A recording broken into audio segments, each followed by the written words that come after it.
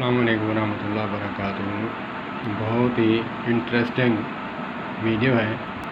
अभी मैं milk shake पे था, वहाँ पे जूस पीने गया।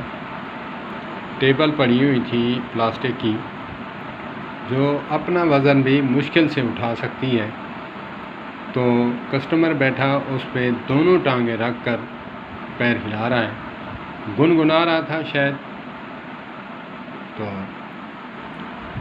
वैसे तो कदम हम नहीं हिलाते, तो जब गुनगुना रहे होते हैं या फिर किसी चीज़ पर मज़ा आ रहा होता हो तो फिर पैर हिलाते हैं और सर भी हिलाते हैं।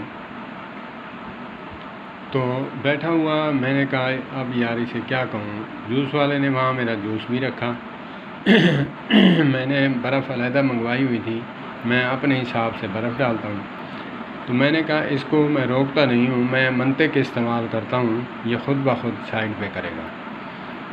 अकल तो इसे आनी चाहिए कि ख़ुद हटा दे, यहाँ कदम रखने की, टांगें रखने की जगह ही नहीं। तो मैंने चम्मच भरा बर्फ़ का, जूस के गिलास में काफ़ी ऊंचा करके दे मारा। स्ट्रा से मैंने हिलाया, हिलाते ही काफ़ी जो है झाग वगैरह थी वो गिरी, उसके कपड़े पे पड़ी। तो उसने फटाफट जो है टांगें उठाईं और रफू चक्कर हो गया। मैंने कहा बात यह है कि तमीज़ से या इशारे से बात नहीं समझते।